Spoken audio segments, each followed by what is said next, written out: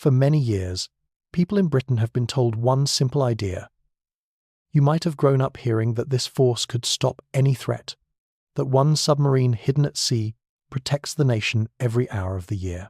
But stay with me for a moment, because the reality behind that promise is very different. The missiles Britain depends on are rented from another country. The submarines carrying them are old and struggling to stay in service. Even the warning systems and maintenance networks rely heavily on foreign support. The story of a strong, independent nuclear shield begins to fall apart the moment you look closely. So let us step into that hidden world together and see what truly stands behind Britain's nuclear deterrent and why its foundation is far more fragile than most people realize. For many decades, people in Britain lived with a quiet confidence that felt almost natural. Governments repeated the same message again and again. Nuclear weapons kept the country safe. No enemy would dare strike a nation that could respond with a devastating attack of its own. This belief became something people learned when they were young, something that stayed in the background of daily life. Like an old story told so often, it began to feel like an unbreakable truth. This sense of safety shaped how the nation saw itself. With a nuclear force standing guard, leaders felt comfortable making deep cuts to the armed services. Ships were retired, regiments were merged, and air squadrons grew smaller. These changes happened slowly across many years.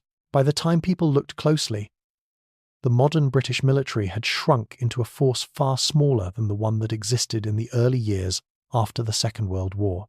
Yet the message remained unchanged. Nuclear weapons would stop any major threat before it reached the country's shores. As this idea settled into public thinking, it created a certain calm. Many assumed the nuclear system was strong, modern, and entirely British.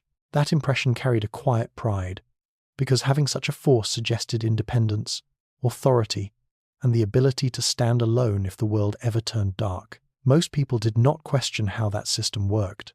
They did not ask who controlled its parts, who built them, or whether the system could keep running without help from another country.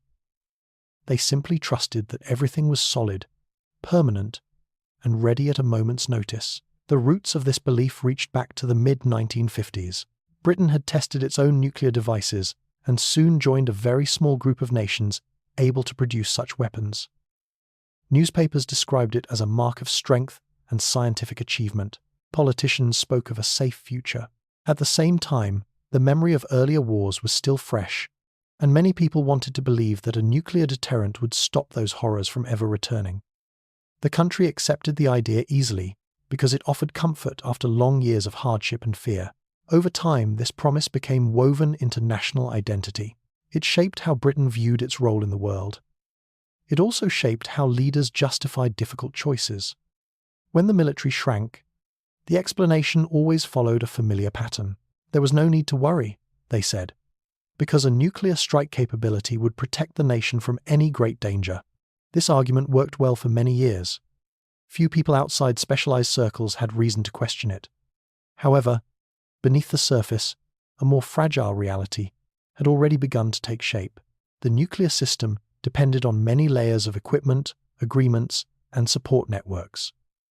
As older submarines sailed into later decades and international agreements bound Britain more tightly to the United States, the story of a fully independent deterrent began to drift away from the truth. These changes went mostly unnoticed because they developed quietly, step by step, over long periods. Even when information became public, it often appeared in technical reports or committee findings that few people read. Daily life carried on. Most people continued believing in the same simple idea. Britain had nuclear weapons, and that meant the country was protected. The notion held so firmly that it pushed aside questions that might have felt uncomfortable inside government buildings. Though, analysts were aware that the system worked only because every component, from missiles to guidance units to warning networks, remained functional. Each element required constant attention, each one connected to another piece of the larger structure. When even a small part weakened, the entire chain felt the strain. Yet public conversation continued, as if the system were unbreakable. By the early years of the 21st century, Britain's nuclear force had become the foundation of its defense strategy. The idea was simple. A single submarine carrying nuclear missiles would always be on patrol, hidden somewhere in the world's oceans. This invisible presence was meant to guarantee that any enemy planning an attack would face destruction in return. It was a powerful idea, and for a long time it worked smoothly enough to reinforce the old belief in safety. But every promise built on complex machinery carries risks. Submarines age. Missiles require maintenance. Technologies change. Political relationships shift. The belief in invulnerability depends on all those things staying strong at once. When any of them begins to weaken, the myth starts to crack. This section sets the stage for a closer look at how the system truly operates. It shows how a story repeated across generations created comfort, but also masked growing weaknesses. The listener now understands how deeply the myth of protection shaped national thinking and why so many people never questioned it. Yet beneath that calm exterior, a more complicated truth is waiting. As the story of nuclear safety settled into public life, another reality waited beneath it, one that most people never heard about. Britain built its own nuclear warheads, which sounded impressive and independent, but the weapon could not function without something far more important. A warhead needs a missile to carry it, guide it, and deliver it. This is where the picture begins to shift. While the British government often spoke about an independent nuclear deterrent, the missiles used to launch those warheads were not British creations at all. They came from the United States. These missiles, known as the Trident 2D5, were powerful and precise. They could travel across continents and strike targets with extreme accuracy. But every part of them, from the boosters to the guidance system, had been designed and built in America. Britain did not manufacture them, did not assemble them, and did not maintain them. Instead, the country joined a special arrangement that allowed it to lease the missiles from a shared American pool located in the state of Georgia. The image of independence began to blur the moment this arrangement came into view. The agreement that shaped this system reached back to the late 1950s, when the two countries signed the Mutual Defense Agreement. It allowed Britain access to American nuclear technology and materials. Over time, it grew into a deeper partnership, especially when older systems like Polaris needed to be replaced. The United States developed new submarine-launched missiles, and Britain chose to adopt them rather than create its own. It was seen as faster, cheaper, and more reliable. But it also meant the British deterrent could never be fully separate from American involvement. Inside the warheads themselves, further layers of dependence appeared. The gas reservoirs used in the devices required tritium, and that tritium came from American sources. Even the outer shells that held the warhead units were purchased from American companies. The guidance technology, one of the most vital pieces of the entire system, was designed by Charles Stark Draper Laboratories, a firm that specialized in navigation for missiles and spacecraft. Britain could adapt the warheads, test them, and mount them in submarines. But without American-made parts, the complete device would not function. The need for constant maintenance tied the system even more tightly to American facilities. Every so often, British missiles had to be returned to the base in Georgia, where they were checked, refurbished, and rotated among the shared pool. Crews from both nations worked together under strict procedures. Britain paid an annual fee to help support these operations.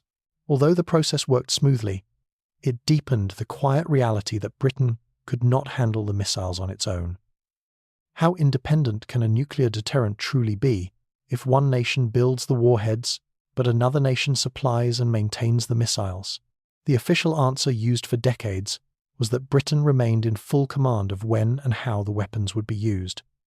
The Prime Minister alone held the authority to order a launch.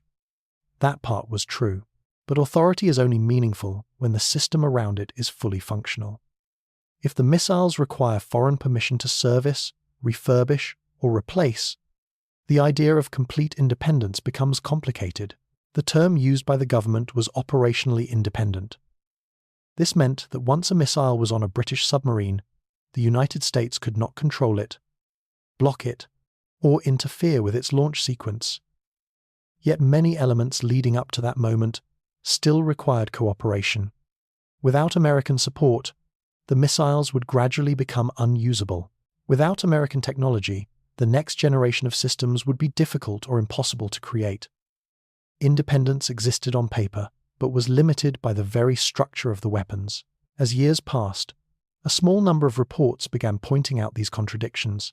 Committees in Parliament raised questions about how much influence the United States held over British nuclear capability. Analysts noted that, in a crisis, Britain might be expected to join an American nuclear response simply because its own system depended so deeply on American technology and maintenance. This did not mean the United States controlled British decisions, but the pressure created by dependence could become very strong. Most of the public never saw these concerns. They lived with the original story that the deterrent was national, powerful, and reliable. Newspapers rarely explored the technical details. Even when information surfaced, it appeared in complex documents that few people read. The idea of a fully British system persisted because it felt simpler and more reassuring than the truth. At the same time, the submarines carrying these missiles aged year after year, their maintenance became more challenging, and their reliability began to slip. This created another layer of strain in the structure. If the missiles were dependent on one country, and the submarines required more and more effort just to remain seaworthy, the entire deterrent became a delicate machine that needed constant attention. This section reveals the foundation beneath the myth. Britain built the warheads, but relied on American missiles, American parts, and American facilities to keep the system alive. The promise of independence was only partial. The next stage of the story moves deeper into the core of the deterrent, toward the submarines themselves. Those boats, once seen as silent guardians, had grown old. Their long patrols became harder, their refits longer, and their reliability increasingly uncertain. Now the camera turns toward the Vanguard-class submarines and the pressure they faced as they struggled to carry the burden of Britain's most important military responsibility. When the Vanguard-class submarines first entered service in the early 1990s, they represented a powerful symbol of Britain's determination to stay among the world's nuclear powers. Each submarine carried multiple Trident missiles, each missile able to travel thousands of kilometers. Hidden deep beneath the sea, these boats formed the silent core of the country's nuclear shield. Their mission was demanding but clear. One submarine would always remain on patrol, unseen and unreachable, ready to respond if Britain ever faced the unthinkable. For many years, this system appeared to work smoothly. The submarines rotated through patrols, maintenance, and training cycles. Crews became experienced with the rhythm of long weeks beneath the ocean. The boats seemed capable of carrying their heavy responsibility without difficulty. However, submarines age in a way that is quiet and gradual, and the wear often stays hidden until it becomes impossible to ignore. Steel weakens, pipes corrode, valves stiffen, and electrical systems stop behaving exactly as they should. Even small changes can slowly grow into serious problems. The oldest Vanguard submarine was laid down in the late 1980s and entered service in the early 1990s. At first, the planned life of each boat was around 25 years. That seemed reasonable at the time. Naval designers expected that by the early 2000s, a replacement program would already be underway. But political delays, budget pressures, and shifting priorities pushed plans further and further into the future. As a result, all 4 submarines crossed well beyond their intended service lives. By the middle of the 2010s, signs of strain started to show more clearly. Maintenance periods grew longer. Engineers discovered issues inside the reactor systems that needed careful repair. One submarine, HMS Vanguard, entered a major refit that ended up lasting around 7 years. When a boat spends such a long time in dock, the entire patrol cycle feels the impact. The system relies on 4 submarines, but for many of those years, Britain effectively had only 3 available, sometimes fewer. Every missing boat increased pressure on the others. Life inside a submarine is demanding even during normal patrols. The crew must work in tight spaces with no natural light, no fresh air, and no chance to step outside. When a submarine becomes older, these conditions grow more challenging. More mechanical faults appear. More systems require constant monitoring. Even routine tasks become harder as equipment ages. Submariners develop a strong sense of discipline and routine, but they also feel the strain when a vessel pushes beyond what it was designed to handle. The Vanguard boats were built for a time when the Cold War still shaped military thinking. They were constructed with care, but they were also built with the expectation that newer submarines would replace them long before now. Extending their service lives required creative engineering, new parts, and constant inspections. Some repairs needed specialized tools and skills found only in a handful of places.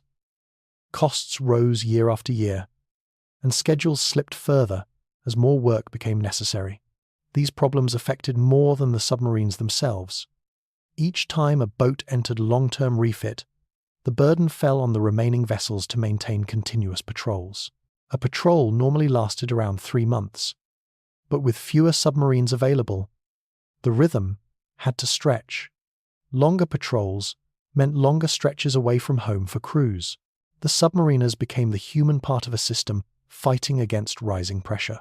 They trained, repaired, adapted, and kept going, yet the weight of responsibility grew heavier each year. Inside the Ministry of Defense, planners faced difficult decisions.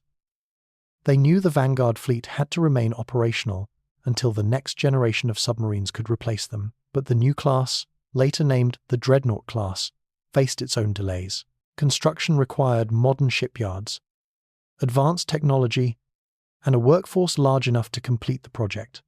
None of these elements came quickly. This meant the Vanguard boats had no choice but to keep sailing far beyond the timeline once imagined for them. As the submarines aged further, risks increased. A single mechanical failure during a patrol could force a boat to return to port early, breaking the cycle of constant coverage. If 2 boats faced maintenance issues at the same time, maintaining a submarine at sea could become nearly impossible. The system depended heavily on the idea that at least one vessel would always be ready. Some observers believed gaps had already occurred in the patrol schedule, even if the government would never confirm it. They pointed to long refits, unexpected repairs, and the overall age of the fleet. Although official statements insisted the patrols remained unbroken, the tension grew as each submarine showed more signs of age. The image of a smooth, reliable nuclear force faded. In its place stood a structure held together through determination, skill, and constant effort. This section highlights the pressure resting on the Vanguard-class submarines as they moved deeper into their later years. The boats were never meant to carry the entire system for so long, yet they continued without replacement. The public still believed in a perfect cycle of patrols, but the truth involved old engines, long repairs, and a shrinking margin for error. The idea of continuous at-sea deterrence became the center of Britain's nuclear strategy in the late 1990s. It was a simple promise on paper. At every moment of the year, one submarine armed with nuclear missiles would be hidden somewhere in the world's oceans. No enemy would know its exact position, and no attack could destroy it before it launched a counterstrike.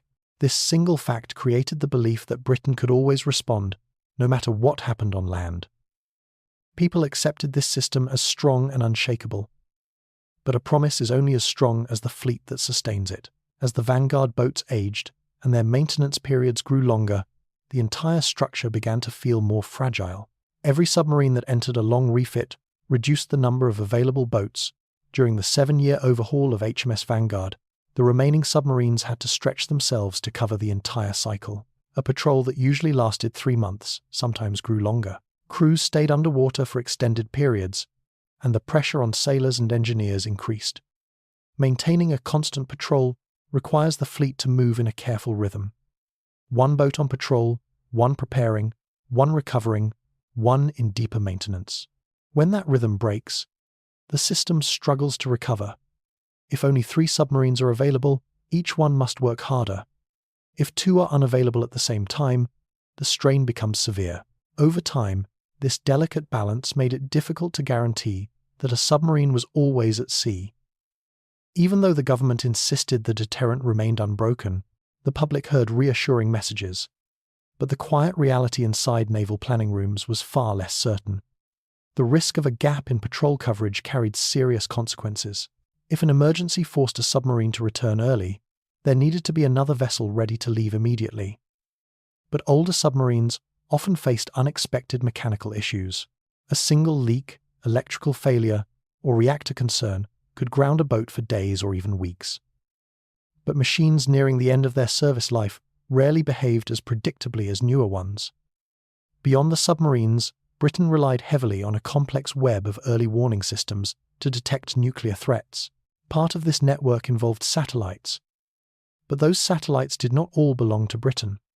Much of the data came from American systems that watched for missile launches around the world. Ground-based radars in Britain played an important role, but they formed only one part of a much larger picture. The early warning chain depended on foreign cooperation, shared intelligence, and international agreements. If any link weakened, the response time would shrink sharply. Inside nuclear command centers, procedures were designed to ensure that decisions could still be made even under extreme pressure. However, these centers were also connected to wider communication networks. In a crisis, secure lines and encrypted systems needed to function without interruption. If communication failed at the wrong moment, the chain of command could become confused. While these risks were understood by specialists, the public rarely heard about them. The idea of a reliable deterrent depended on the belief that every component worked perfectly. From early warning satellites to submarine crews, political factors added another layer of uncertainty, because the missiles, parts, and maintenance depended heavily on American support. If the political climate shifted, or if the two nations disagreed sharply over foreign policy, questions could arise about how dependable that support would remain. Agreements existed on paper, but history showed that international agreements could change when governments changed. This possibility made the notion of a fully independent nuclear deterrent even more complicated. There were also concerns about how the system might function during a major crisis.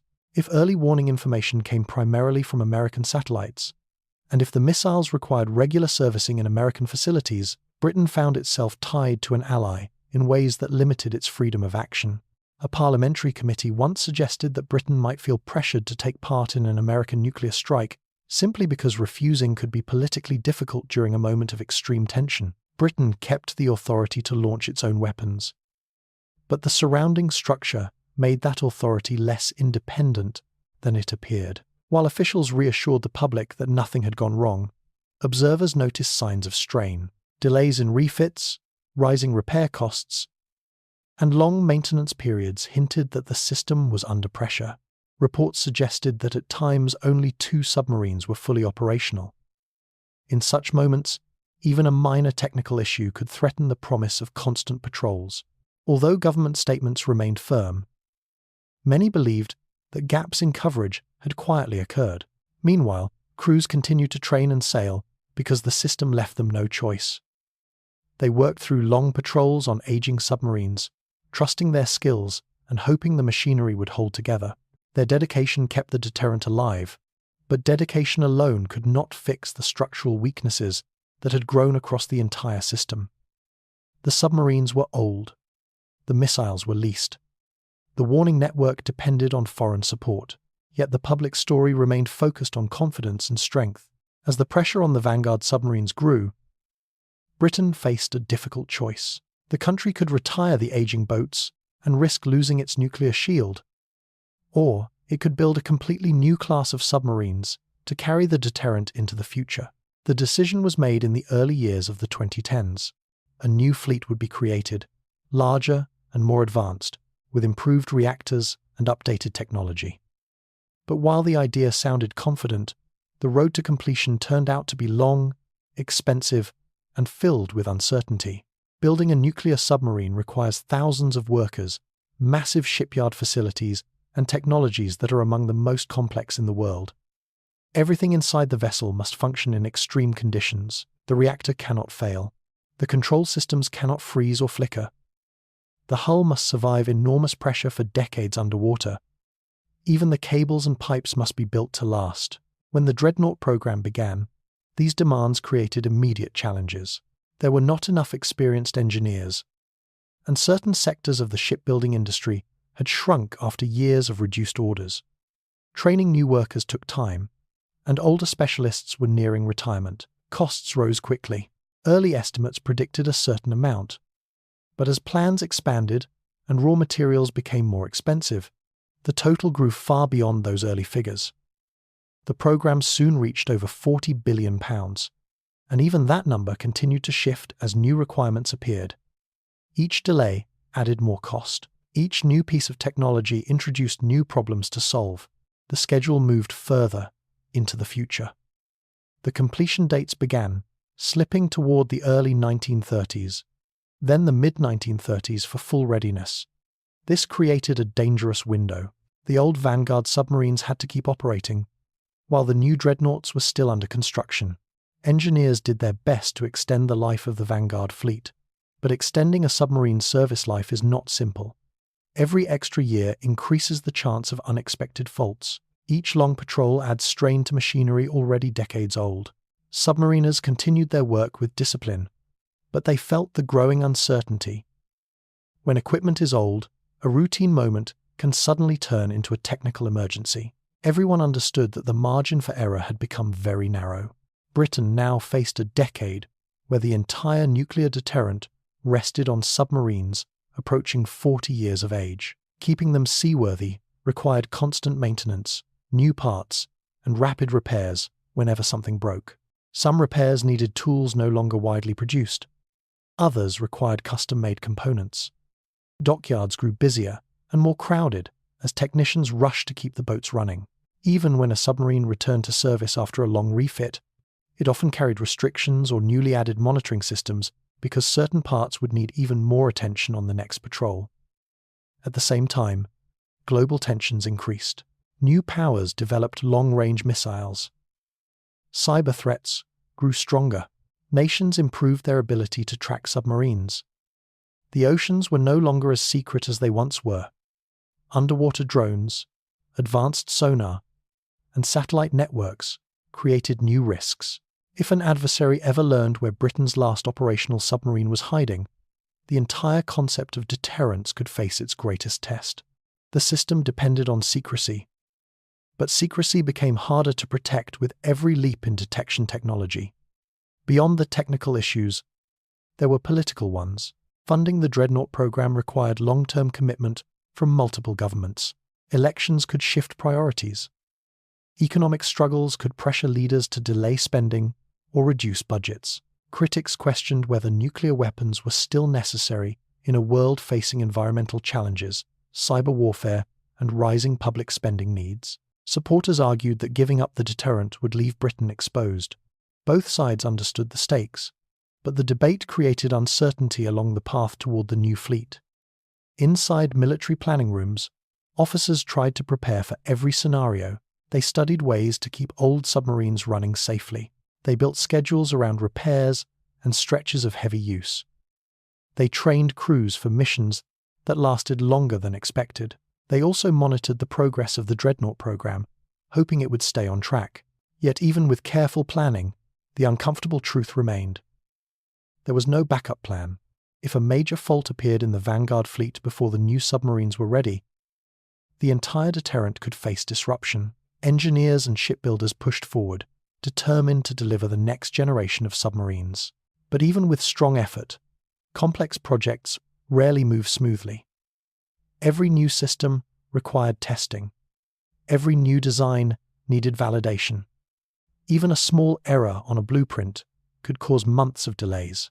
The public often heard only brief updates, but behind those short statements lay years of work, negotiations, redesigns, and technical challenges.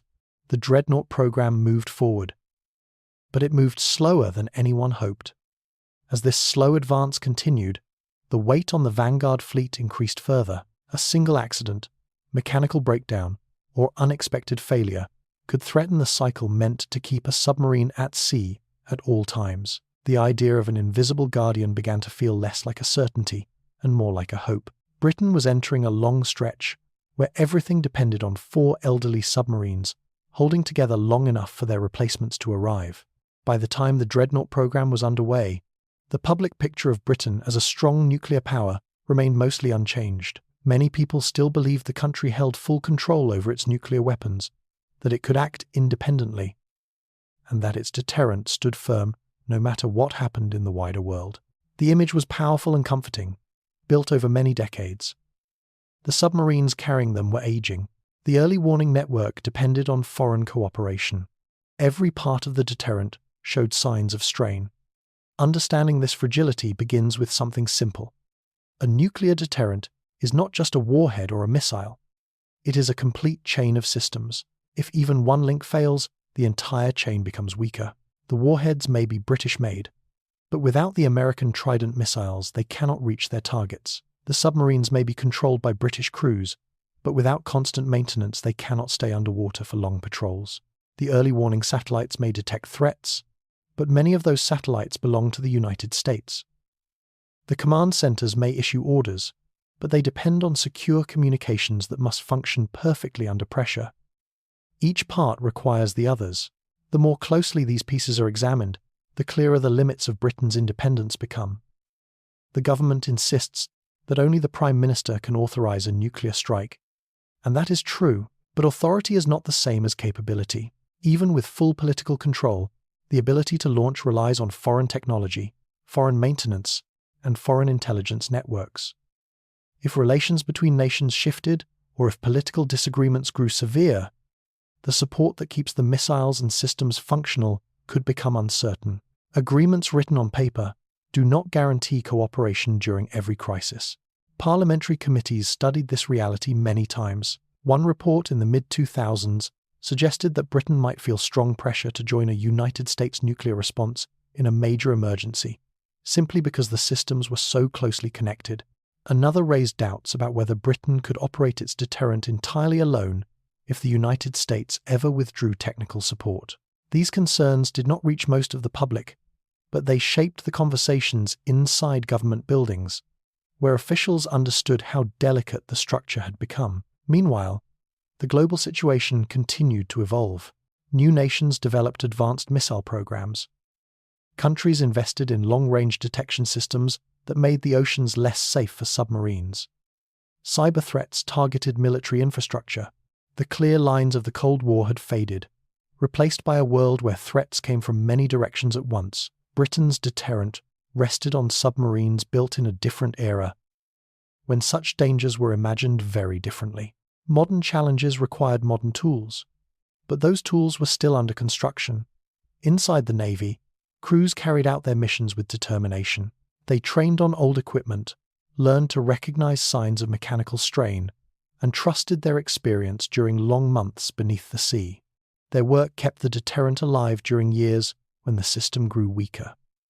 But even the most skilled crews could not fully overcome the realities of aging machines and heavy reliance on foreign support. Submarines do not remain reliable forever. Guidance systems do not last decades without risk. Every passing year widened the gap between the image of strength and the truth beneath it. As the nation approached the early 1930s, the hope was that the new dreadnought submarines would finally arrive. They would bring updated reactors, improved technology, and modern hull designs meant to last for decades. Yet even with these future boats on the horizon, the uncertainty remained. If the construction schedule slipped again, the Vanguard fleet would have to remain in service even longer. If global tensions rose during that period, the strain on the old fleet would intensify. The entire system depended on everything going according to plan, but large projects rarely move without obstacles. This raised a final, pressing question. What does it mean for a country to claim nuclear independence if the key parts of its deterrent depend on another nation's technology and support? The public heard the word independence and imagined full control. But independence requires more than decision-making power. It requires the capability to act, the tools to sustain that action, and the freedom to continue operating even when outside relationships become strained. Britain's deterrent, for all its strength on paper, had become a structure built on layers of cooperation, aging equipment, and a shrinking margin for error. In the end, the story of Britain's nuclear deterrent becomes a story about vulnerability. For many years, people believed the weapons gave the country unmatched security. Yet the deeper truth reveals a more complicated picture. The missiles are leased. The submarines are old. The future fleet is delayed. The early warning network depends on foreign satellites. Even the command chain works inside a larger system shaped by political agreements. Britain remains a nuclear power, but its nuclear identity rests on a foundation far more fragile than most people realize. This final section shows how the image of strength often hides a more uncertain reality. The country still holds nuclear weapons, but the independence of its deterrent is limited by aging machinery and reliance on foreign technology. The story ends not with a dramatic failure, but with an uneasy understanding. Britain's nuclear shield still exists, yet it stands at a moment where one fault, one delay, or one shift in global politics could expose deep weaknesses that have been hidden for decades. The full narrative now comes together, showing a nation that trusted in its own safety without seeing how thin the supports beneath that safety had become.